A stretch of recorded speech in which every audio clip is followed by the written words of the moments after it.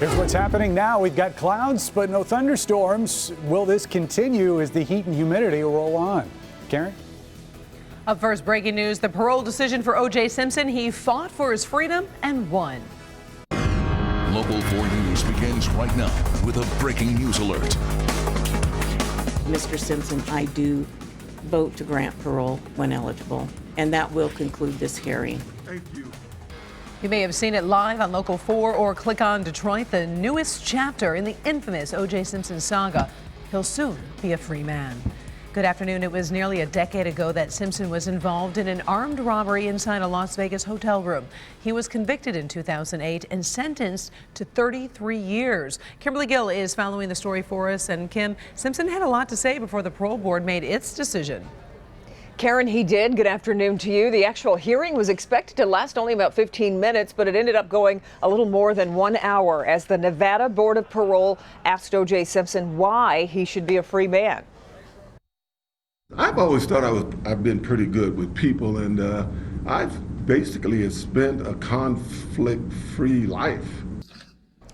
The first question asked to Simpson was, what were you thinking during that robbery? He gave a very long-winded, sometimes combative response, claiming he was simply trying to get his property back. After an hour and 5 minutes into the hearing, Simpson apologized for what happened. I wish this would have never happened. I apologized to him at my sentencing. There's nothing I can do about this kind of media circus that's going on right now, but I could do something about the whole thing in the beginning. If I would have made a better judgment back then, none of this would have happened. And I take full responsibility because I should have never, I haven't made any excuses in 9 years here.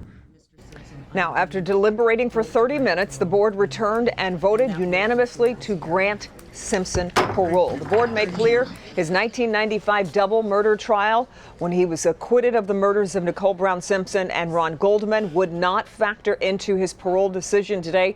After serving 9 years of his 33-year sentence, he could walk out of prison as early as October. And Karen, he also revealed during the hearing today that he hopes to be able to live with his family in Miami, Florida. Back to you. All right. Thank you very much, Kim. Meantime, this is a story getting a lot of attention on our Local 4 Facebook page. Jeff writes, quote, "Not bad, armed robbery and murder, and he only serves 9 years." While Floretta comments, quote, "I'm so happy for him and his family. 9 years was way too long for taking your own stuff back." You can join the conversation. We'd love to hear from you. All you have to do is go to the Local 4 Facebook page.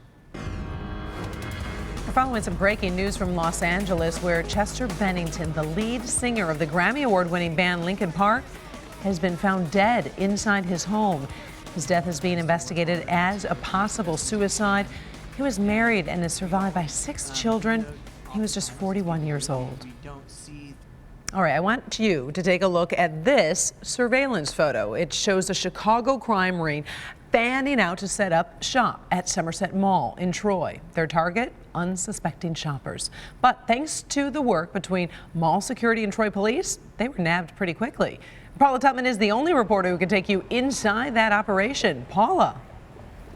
Hi, Karen. Yeah, you know what? The interesting thing is that this is really still a developing story because police are trying to figure out exactly how long these criminal tentacles reached.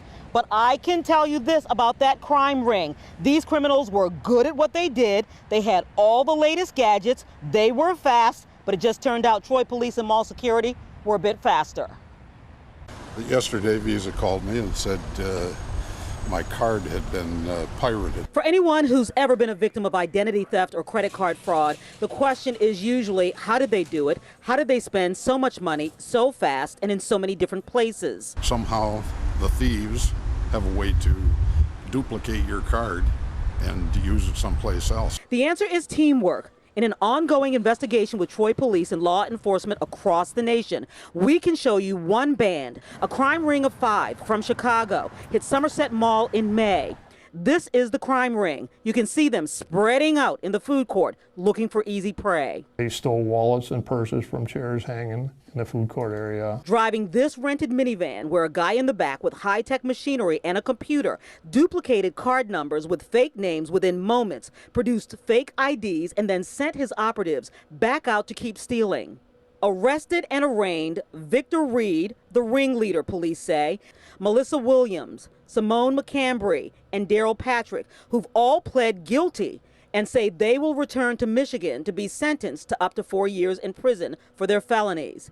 Mia Crane is expected to plead guilty within days. The crime ring was in the mall for about 2 hours and made about $20,000 worth of fraudulent purchases. It's also suspected they were sharing information with partner crime rings set up in other states. We recovered information showing that the identity of 40 to 50 people throughout the United States are also victims from this crew based on the evidence we found in the van. So, multitude of states for sure. Kentucky, New Hampshire, Michigan are 3 of them. There's other states involved, but it's not all readable, I guess is what you're saying. It's more they're like kind of a mobile crew hitting different states. there are a multitude of these types of crews. It isn't just this one crew. How did they finally get taken down in Troy after a Midwest crime spree?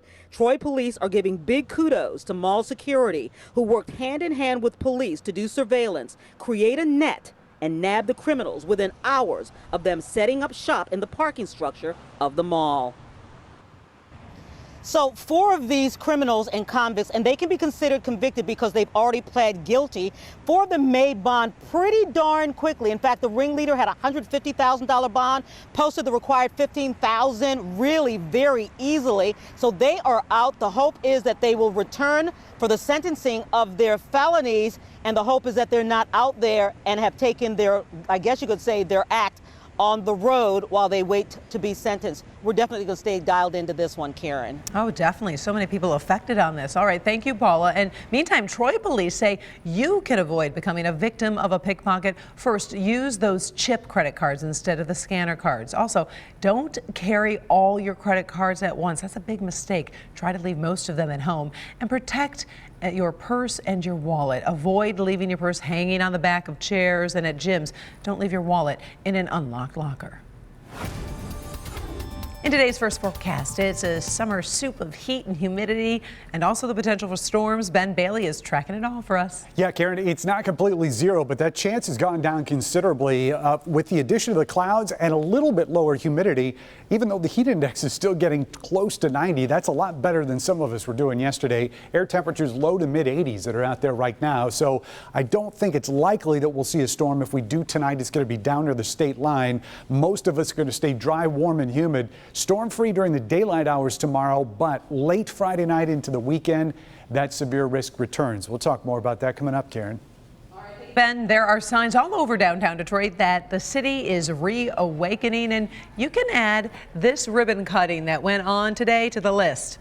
The city's revitalizing expands to West Central downtown with the grand opening of a new park. Local 4's Andrew Humphrey shows us this new attraction, and it is really gathering a lot of attention.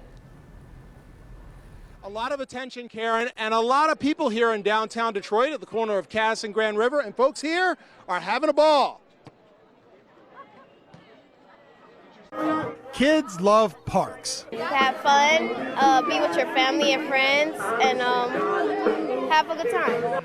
And that's what the grand opening of Beacon Park is all about. But festivities are not confined to just today. It goes all weekend. There's eating options at all levels. 600 different performances they're going to have for whatever your interests are. The idea of Beacon Park was born when the head of DTE Energy was traveling in 2015. I took a trip to Boston and saw a park that looked just like this, full of life, full of people, and it clicked for me. He shared it. I started sending pictures back to my team of that park and said, this is what we need to do. We need to create this. And not just create it alone. It's a team effort with the city of Detroit and local contractors who are now proud of this occasion. It's a lot of fun to be able to come down here with my children and say that we had a hand in building it. Families and visitors are happy too. To be able to come down here and feel like you're safe and secure in this outside environment, I think it's going to make a lot of families feel like the weekend is going to be something to look forward to coming down here. And there's hope Beacon Park at the corner of Cass and Grand River will spread. I think you're going to see the development go right out Grand River. And out here live at Beacon Park, folks, as you can see, are jumping for joy. Weather is holding off very nicely so far. As you can see, it's warm out here. Folks so far are pretty comfortable, but I think a lot more activities like these needed in downtown Detroit, and Beacon Park certainly the place to be for this weekend. Live in downtown Detroit, I'm Andrew Humphrey, Local 4. Back over to you. All right, it looks great. I got to bring the kiddos down there. Thanks, Andrew. Appreciate it. Well, still ahead this afternoon, we've got a new scam alert. Suspicious phone calls targeting personal information. What you need to know. Also ahead, the Attorney General's first public comments after new, very public criticism from his boss, President Donald Trump. Up first, a street fight caught on camera. Can you see the weapon the guy in the white T-shirt is waving around? He is in some big trouble after this brawl. The Parole. First at 4, we are tracking stories from across America. We start with a bizarre machete attack caught on camera. Take a look at this street fight on New York's Upper East Side. Take a close look at the guy in the white T-shirt. You can see the machete in his hand. Witness captured the whole thing with a cell phone as the two men were fighting. At one point, the other guy uses a garbage can as a shield. The guy with the machete faces several charges, including assault and criminal mischief.